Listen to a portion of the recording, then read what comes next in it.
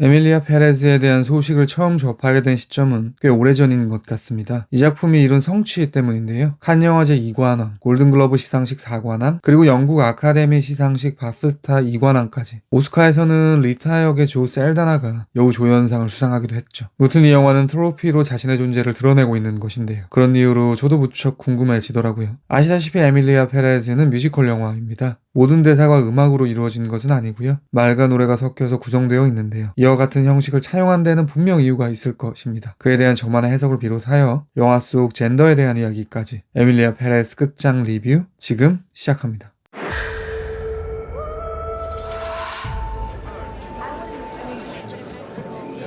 Are you English? 저에게 에밀리아 페레즈는 2부 구성으로 느껴집니다. 멕시코 마약 조직의 보스 델몬테의 서사가 펼쳐지는 1부와 성전환 수술을 한 에밀리아 페레즈의 이야기로 이루어진 2부. 두 인물은 트랜스젠더 배우 카를라 소피아 가스코니 1인 2역으로 연기를 했죠. 아무튼 이 작품은 동일한 인물이 킹으로 군림하는 전반부와 퀸으로 우뚝 선 후반부로 직조된 것입니다. 영화에서 두 상황은 어떤 차이를 보이는지 살펴보도록 하겠습니다. 우선 델몬테는 마약왕으로서 수많은 사람들을 직간접적으로 사륙한 악인입니다. 반면에 에밀리아 페레즈는 델몬테 시절의 피해자들을 돕는 역할을 하는 표면적 의인이죠. 전자가 세상을 지옥으로 만들었다면 후자는 세상을 그래도 살만한 곳으로 만들고 있는 것입니다. 리타 입장에서도 둘은 차이가 나는데요. 전자의 세계에서 리타는 거액이라는 자본주의와 보복이라는 공포를 동인으로 움직였다면 후자의 세계에서는 그녀의 행보에 우정과 이타심 같은 것이 동작한 것처럼 느껴지기도 합니다. 에밀리아는 자신의 연인 에피파니아에게 리타는 나의 동생 같은 사람이라고 말하기도 하죠. 그러니까 막연하게 느껴지는 인상은 델몬테의 세계에 비해 에밀리아의 세계가 조금 더 밝아 보인다는 것입니다. 굳이 이분법으로 나누어 본다면 남성이 우두머리인 세상은 악으로 점철되고 여성이 캡틴인 세상은 선의 기운이 흐른다고 해야 될까요? 그렇다면 에밀리아 페레즈는 마치 조정석이 여성으로 분한 김한결 감독의 파일럿처럼 한 인물에게 두 젠더를 모두 부여함으로써 여성을 부각시키는 영화인 것인가? 저는 그런 것 같습니다. 무엇보다 이 작품의 결말 때문인데요. 영화의 끝자락 에밀리아, 제시, 그리고 구스타보는 모두 사망합니다. 홀로 남게 된 리타는 아이들을 양육하기로 결심하는데요. 영화 내내 그녀는 미래의 남편에 대한 이야기를 반복했습니다. 결혼을 하고 아이를 낳을 계획이니 남편만 있으면 된다는 등등 말이죠. 그러니까 비약을 좀 섞어 말해본다면 영화는 리타에게 남편 없는 잉태를 이룩해 준 것입니다. 마치 이마무라 쇼헤이의 수작 운하기의 결론처럼 말이죠. 악랄하게 말해 남성은 거세되어도 여성 홀로 세대를 이어가는 것이 가능한 세계를 축조했다라고 해야 될까요? 그렇다면 이어서 이런 질문을 해보겠습니다. 영화는 에밀리아 페레즈의 젠더에 대해 어떤 입장을 취하고 있는가? 챕터 1의 마지막으로 그에 대한 이야기를 드리도록 하겠습니다. 언급드렸듯 델몬테가 에밀리아 페레즈가 되는 변이는 지옥의 화신이 구원의 여신이 되다라고 말할 수도 있을 텐데요. 이 작품의 세계관에 의거한다면 남성이라는 악에서 여성이라는 선으로 변모했다고 할 수도 있겠죠. 그렇다면 에밀리아 역시도 작품이 보듬고 있는 여성인 것인가? 이 지점에서 성전환의 과정 중 함몰된 것은 무엇인가를 한번 살펴봐야 될 것 같습니다. 가장 두드러진 것은 바로 제시의 삶처럼 보입니다. 그녀는 아무런 진실도 모른 채 남편에 의해 끌려다니게 되죠. 멕시코에서 스위스로, 스위스에서 다시 멕시코로. 또 다른 사랑을 찾아 떠나는 것도 에밀리아에 의해 저지됩니다. 그러니까 그녀의 인생은 정체성을 찾고 싶다는 남편 델몬테의 개인적 욕망에 좌지우지되고 있는 것입니다.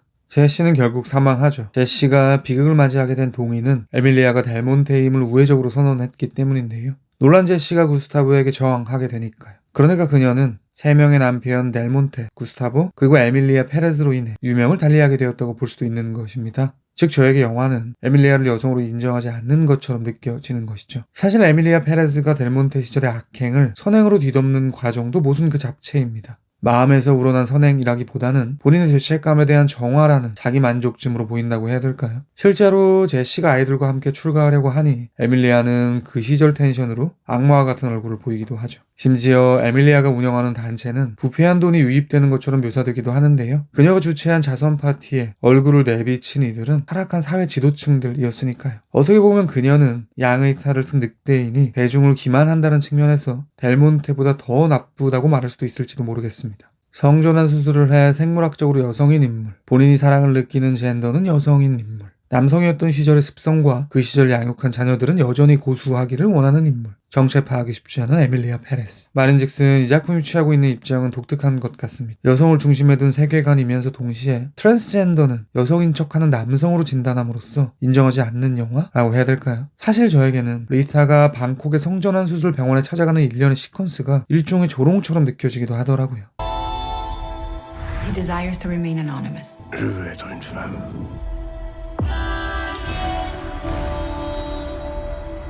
If you're not 에밀리아 페레즈의 장르는 뮤지컬입니다. 많은 대사가 음악으로 표현되는데요. 그러한 형식을 취한 분명한 이유가 있겠죠. 저는 두 가지 정도 추정합니다. 먼저 춤과 음악은 이 작품의 이야기와 조응을 이룹니다. 사실 마약왕이 트랜스젠더가 되어 나라를 떠들썩하게 하는 사회복지사가 된다는 서사는 이미 판타지일 것입니다. 그런 비현실과 뮤지컬은 꽤나 잘 어울리죠. 판타지적인 이야기를 춤과 노래로 이루어진 세상이라는 판타지로 축조해낸 것이니까요. 뮤지컬을 택한 두 번째 이유는 어쩌면 방금 드린 논지와 모순될 수도 있는데요. 현실과의 대조를 위해 뮤지컬을 선택했다는 견해입니다. 물론 에밀리아 페레즈에는 소설 같은 이야기가 주입니다. 델몬테가 페레즈가 되는 서사 말이죠. 그런데 한편으로는 극 중 상당히 현실과 착붙하는 설정이 있는데요. 멕시코와 마약에 대한 부분이 그것입니다. 제가 알기로 멕시코는 마약 문제가 심각한 것으로 알고 있습니다. 시카리오 같은 영화도 있었고요. 넷플릭스 시리즈 나르코스, 수리남 등등 모두 실화를 바탕으로 하여 남미의 마약을 다루고 있죠. 그런데 그 작품 속 멕시코와 마약, 그로 인해 약이 되는 비극은 모두 어느 정도의 현실에 입각한 것인 것입니다. 조금 더 크게 보면 멕시코의 어두운 부분을 조명하고 있는 것처럼 느껴지기도 하는데요.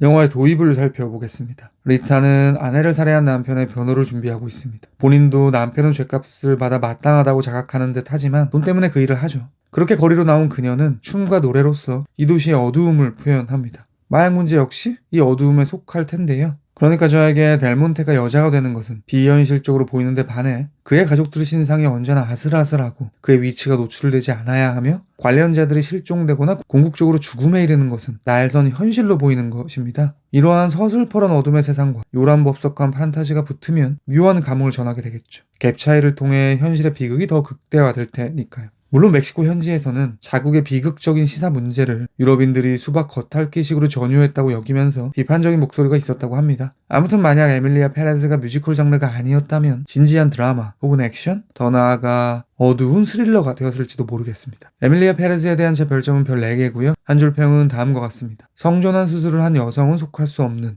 여성 중심의 세계관. 제가 100% 확답을 드리지는 못하겠지만 아마도 다음 리뷰는 지금 보여드릴 이 영화가 되지 않을까 싶습니다. 그리고 당연한 이야기지만 그 어떤 영화라 해도 언제나 영화는 제 리뷰보다 무조건 위대합니다. 들어주셔서 감사합니다. Gus March Phillips, I have a mission I want you to lead. Thank you, Sergeant.